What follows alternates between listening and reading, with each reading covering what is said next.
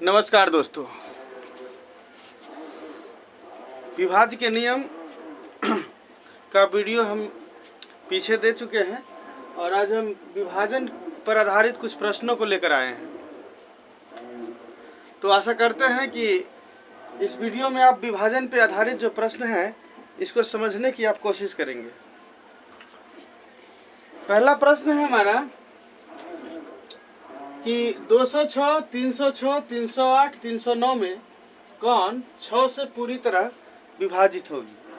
तो विभाजित के नियम के वीडियो को आप लोग देखे ही होंगे कि 6 का विभाज्य का नियम क्या कहता है कि जिस संख्या में 2 और 3 दोनों से भाग लग जाए। इस संख्या को अगर देखा जाए तो अंत में 6 है तो 6 से तो लग जाएगा, लेकिन 6 2 8 3 से नहीं लगेगा। इस संख्या में देखा जाए तो 6 3 9 3 से भी लगता है और अंत में 6 होने के कारण इसमें 2 से भी भाग लगता है, क्योंकि अंत में अगर 0 2 4 6 8 रहता है तो 2 से भाग लग जाता है। अर्थात यही वो संख्या है जिसमें 2 और 3 दोनों से भाग लगता है, अर्थात 6 से भाग लगता है। दूसरा प्रश्न है कि 19 को कितनी बार जोड़े कि योग 114 हो जाए।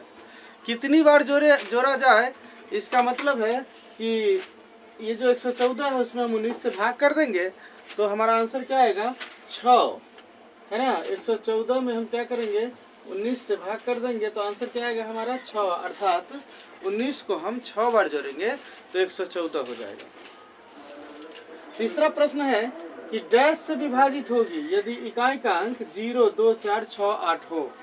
तो 0 2 4 6 8 जैसे ही इकाई का अंक है, संख्या कुछ भी हो लेकिन इकाई का अंक लास्ट वाला अगर 0 है 2 है 4 है 6 है 8 है तो ये संख्या 2 से विभाजित होगी, अर्थात यहाँ कितना होगा तो 2 हो जाएगा।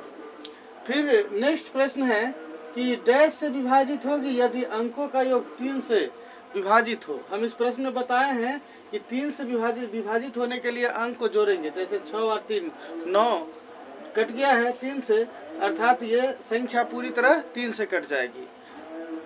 तो यहाँ कितना होगा 3 हो जाएगा, क्योंकि अंकों का योग 3 से पूरी तरह कट जाती है। अगला प्रश्न है कि डैश से विभाजित होगी यदि अंकों का योग 9 से पूर्णतः विभाजित हो।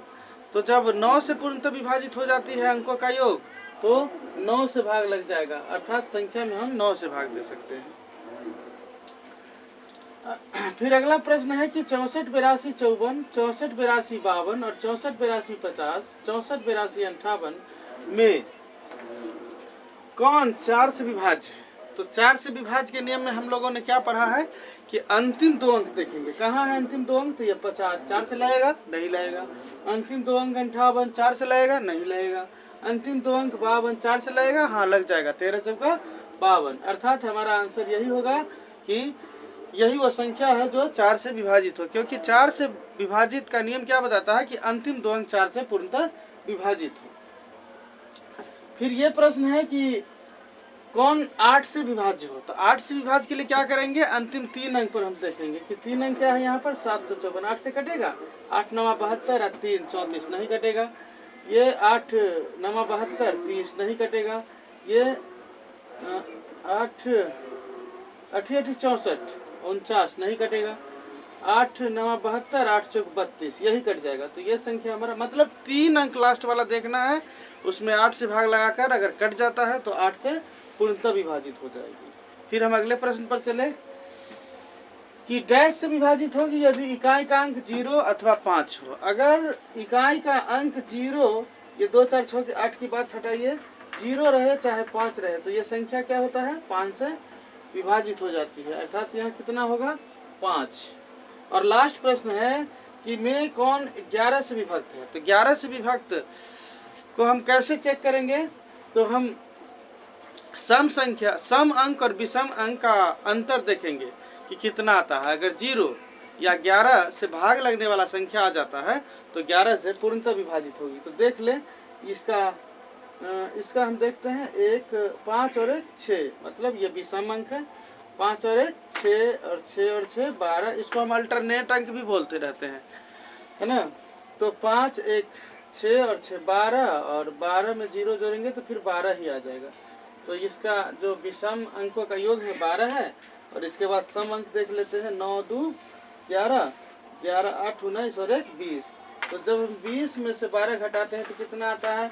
8 आता है। न 0 आया, न 11 आया, न 11 से भाग लगने वाला संख्या आया, अर्थात ये 11 से भाग इसमें नहीं लगेगा। हम अगले संख्या की तरफ चले तो 5 और 1 6, 5 और 1 6, 6, और ये कौन सी संख्या है?